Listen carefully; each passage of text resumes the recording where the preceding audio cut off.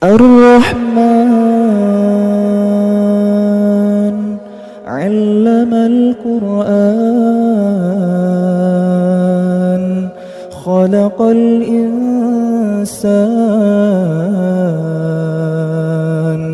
علمه البيان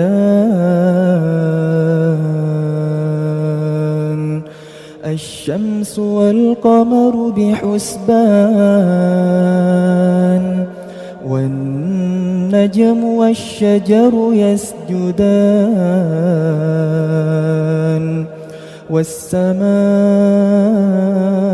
رفعها ووضع الميزان ألا تطغوا في الميزان وأقيموا الوزن بالقسط ولا تخسروا الميزان